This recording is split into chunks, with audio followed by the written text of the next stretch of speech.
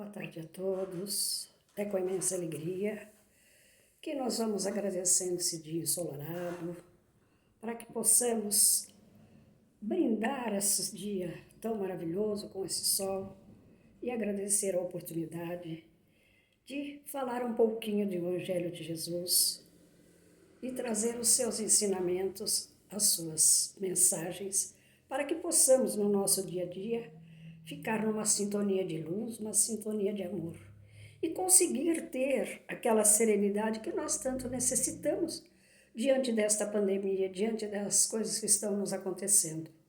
Sabemos que está no final e que talvez só até esse final de ano o resto vai. Mas o importante é que nós estamos cada vez mais fortalecidos na fé, que tudo passa.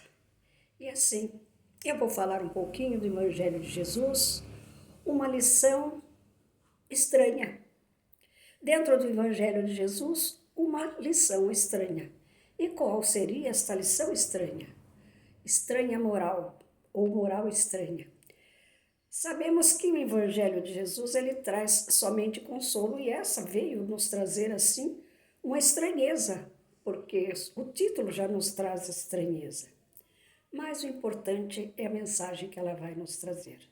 Então vamos agradecendo ao nosso Pai Maior pela oportunidade de estarmos aqui para falar um pouquinho do seu Evangelho, do seu amor, da sua luz, para que possamos trazer no nosso dia a dia essa força interior que Ele nos dá todos os dias. E assim, vamos agradecer ao nosso mentor espiritual, a essa casa que me acolhe ao alvorecer e que me dá essa oportunidade de trabalhar um pouquinho o Evangelho, estudar um pouquinho o Evangelho de Jesus. E assim, agradecida, eu vou dar início a mensagem da tarde de hoje. Moral estranha, capítulo 23. Quem não odeia seu pai e sua mãe?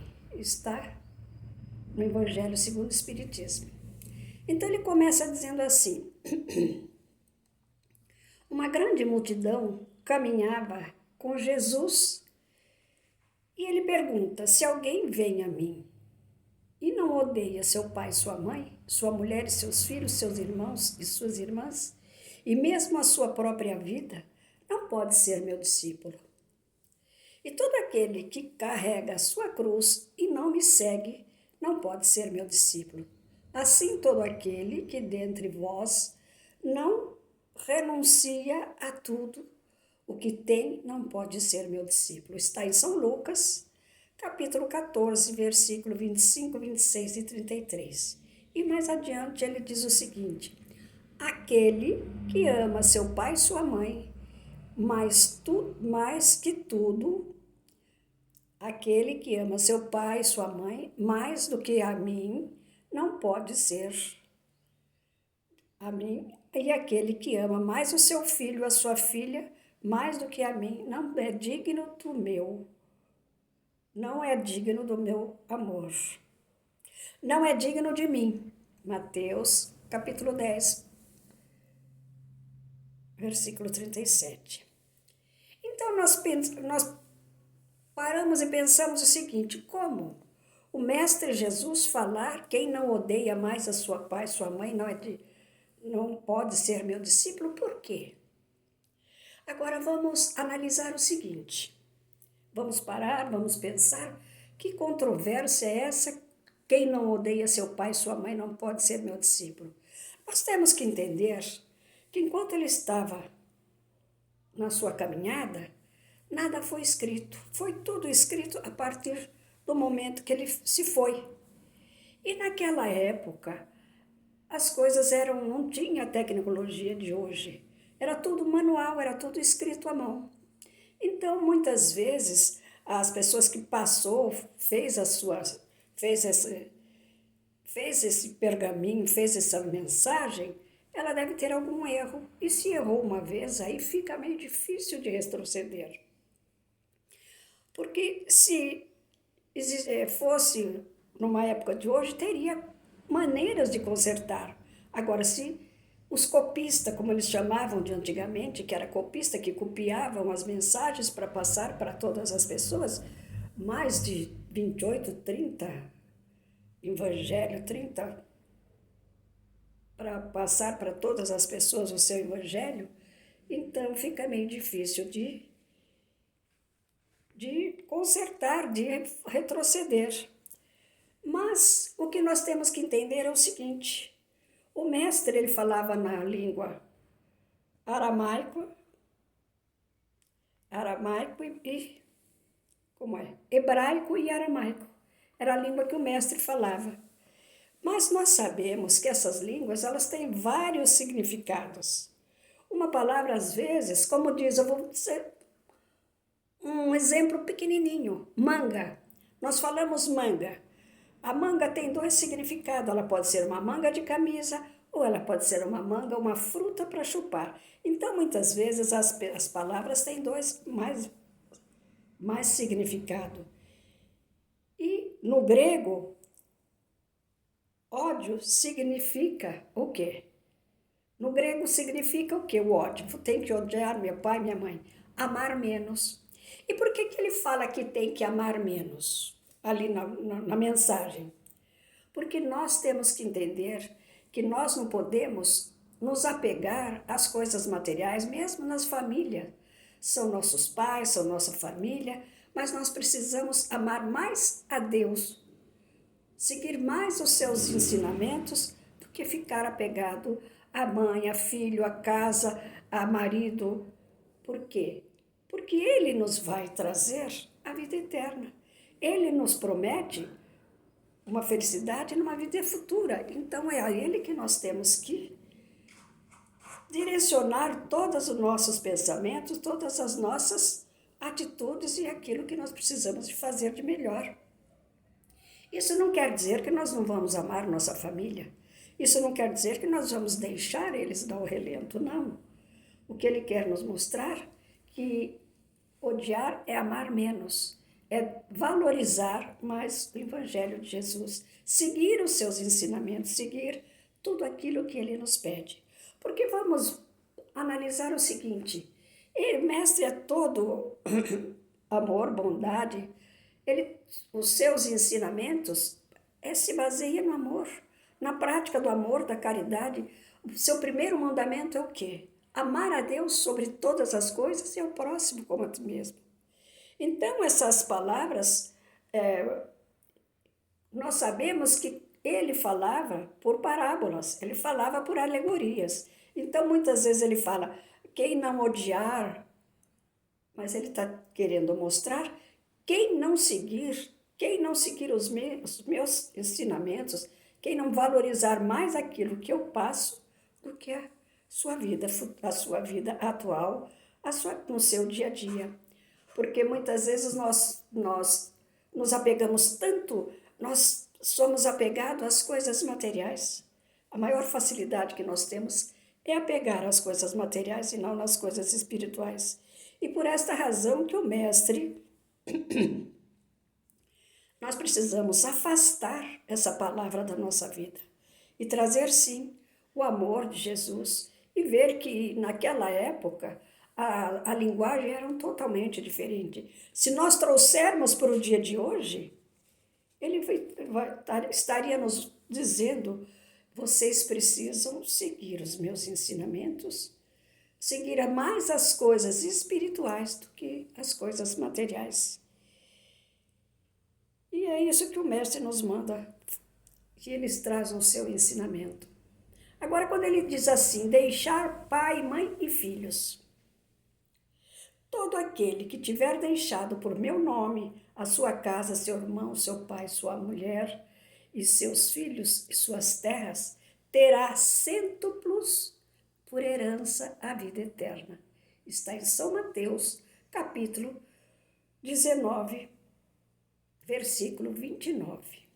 Então Pedro lhe disse, por vós vedes que todos nós deixamos, e nós vos seguimos. E Jesus lhe disse, digo-vos, em verdade que ninguém deixará pelo reino, seus filhos que não receba já neste mundo muito mais que no século futuro. O que ele está falando? Quando nós deixamos as coisas materiais, nós deixamos nossos pais, nossas mães, nós vamos já estar reservado para nós, numa vida futura, a gente encontrar o reino de Jesus. Agora veja bem, mesmo que nós deixemos, o importante é o que vem dentro do nosso coração. Quando ele diz deixar, é para nós nos apegarmos e nós seguirmos os seus ensinamentos. Mas deixar a casa do seu pai, muitas vezes os filhos têm que deixar a casa do pai para ir, como se diz que ele vai no exército, ele tem que deixar. Se uma pessoa vai fazer um trabalho fora, ele deixa a casa. Mas não é o corpo que importa, é os pensamentos.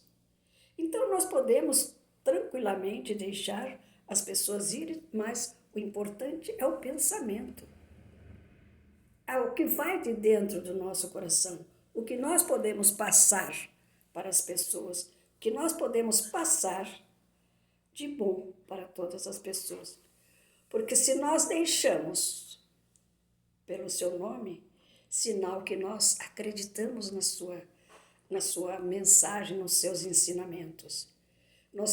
Uma que a nossa filosofia, a nossa religiosidade tem que ser de dentro do coração. Tem que ser profundo da nossa alma. E quando ele diz, eu não vim trazer a paz, mas a divisão. O que significa essa divisão? Eu não vim a trazer a paz, mas a divisão. E aí ele diz assim, não penses que eu vim trazer a paz sobre a terra. Eu não vim trazer a paz, mas a espada, porque vim separar o homem de seu pai, sua filha de sua mãe, sua nora, e o homem terá por inimigos os de sua casa. Está em Mateus, capítulo 10, versículo 34, 35 e 36. Eu, no meu entender, eu entendo da seguinte forma. Dentro de uma casa, nós somos 5, 6 famílias, 5, 6 pessoas. E cada uma tem uma filosofia de vida. Uma é católica, outra é kardecista, outra é umbandista, outra é seitonoye. Mas nós temos que entender que cada um tem o direito de seguir a religiosidade que quiser. O importante é nós respeitarmos uns aos outros. Respeitar a sua religião, porque o que nós precisamos ver que a religião é o nosso pão espiritual, é o nosso alimento espiritual. Então eu tenho que estar inteirado dentro da minha religião, eu tenho que acreditar, eu tenho que ter a certeza. E quando eu vou nessa religião, quando eu vou dentro de um trabalho, ou dentro de uma casa, ou numa missa, ou numa reunião, eu tenho que sair lá abastecido, porque é lá que eu vou buscar o meu alimento espiritual. Porque nós temos o arroz, o feijão, o material, mas é o nosso alimento espiritual. E nós precisamos respeitar, nós precisamos entender que cada um tem o direito de ir à religião que ela escolheu, porque a religião verdadeira qual é? Está escrito em algum lugar onde existe qual é a religião mais verdadeira? Não. É aquela que nos preenche. E a religião, a filosofia, a doutrina kardecista, ela nos deixa assim completo. Por quê? Porque ela nos deixa livre para nós se irmos. Eu sendo espírita, eu posso ir num casamento, eu posso ir numa igreja protestante, eu posso ir num candomblé, eu posso ir aonde quiser. Porque isso não vai interferir na minha fé. Porque a minha fé é uma fé verdadeira, é uma fé raciocinada. Porque é ali que eu sei, ali eu vou fazer, porque cada um tem um dogma. A seitonoye, ela faz culto aos antepassados, ela é reencarnacionista. A católica, a gente faz promessa, a gente faz coisa do Espírito Santo, como se diz, trido do Espírito Santo. E única que não faz nada, que não tem dogma nenhum, que nós vemos que não tem santo, que não tem dogma, não tem nada, é a kardecista. Por quê? Porque ela trabalha num patamar de que o mais importante na nossa vida não são os dogmas, os rituais que cada filosofia faz. Não são os rituais, porque muitas vezes nós vamos numa igreja, fazemos os rituais, mas o nosso pensamento não está lá. E o mais importante são os nossos pensamentos, as nossas vibrações. Porque são as nossas vibrações que vai atingir aonde quer que nós queiramos. Se nós estamos fazendo oração para uma pessoa que está lá do outro lado do mundo, no Japão, as nossas vibrações é como um acender e apagar de luz. É por isso que nós nos completamos. Eu estou falando por mim. A doutrina espírita trouxe para mim tudo aquilo que eu necessitava.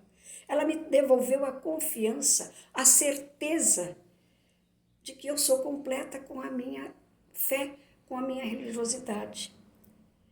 Que eu nunca estou só. E que tudo na minha vida vai depender de mim. Porque, veja bem, quando nós adentramos na casa espírita, nós achamos, poxa vida, eu vou chegar lá, eu vou sair, sair feliz. Já estou, meus problemas acabaram. Não, eu não canso de dizer isso. Eu não canso de dizer. Ela nos mostra que a nossa vida só vai melhorar, as coisas só vão modificar através da minha mudança interior. A partir do momento que eu assumi que eu, através dos meus pensamentos, através das minhas vibrações e das minhas atitudes, sou eu que atraio as coisas, os problemas e os sofrimentos para a minha vida. E é isso que ela nos mostra. Que é através do nosso pensamento e das nossas atitudes. E ela nos mostra que somos nós que precisamos nos modificar em todos os sentidos. E vejamos bem, Jesus foi a personificação da doçura, da bondade, e ele não cansou de pregar o amor ao próximo. Então, nós temos que entender que tudo isso faz parte da nossa evolução. É igual um médico que vai curar uma pessoa, o médico veio para curar, mas cujo remédio ele provoca uma crise salutar, movimentando o humano e trazendo humores perigosos ao doente. Então, o remédio fez o efeito contrário. Então, despertou na pessoa, essa mensagem despertou nas pessoas uma certa estranheza. Mas por quê? Porque nós precisamos começar a compreender o significado que Jesus trouxe. Eu não vim trazer a paz, mas a divisão. Eu preciso que as pessoas confiem nos meus ensinamentos e sigam os meus ensinamentos para chegar aonde há necessidade. Por isso que ele diz, e aqui no livro Caminho, Verdade e Vida, na lição 154, ele diz o seguinte, nesse versículo do Evangelho de Mateus, o Mestre nos induz ao dever da renúncia do mundo para alcançar a vida eterna. E o que significa renunciar? Se os pais são incompreensivos, o companheiro e o irmão são ingratos, parecem cruéis, é preciso renunciar e procurar trazer a alegria de tê-los melhores e unidos para que trabalhar para o aperfeiçoamento. Para nós trabalharmos o aperfeiçoamento, porque nós temos que permanecer ao lado deles, permanecer batalhando, nos renunciando, para que nós consigamos ter uma vida tranquila, uma vida de mais harmonia. Porque é somente dessa forma que eu estou renunciando e fazendo todo o bem que eu preciso para ajudar o meu irmão. Porque se o mestre me pede para que eu renuncie, eu tenho que partir de mim. Eu que tenho que começar a me modificar, eu que tenho que começar a compreender e ajudar. Porque eu estou numa filosofia onde eu ouço todo dia, eu leio todo dia, que tudo depende de mim, depende da minha boa vontade.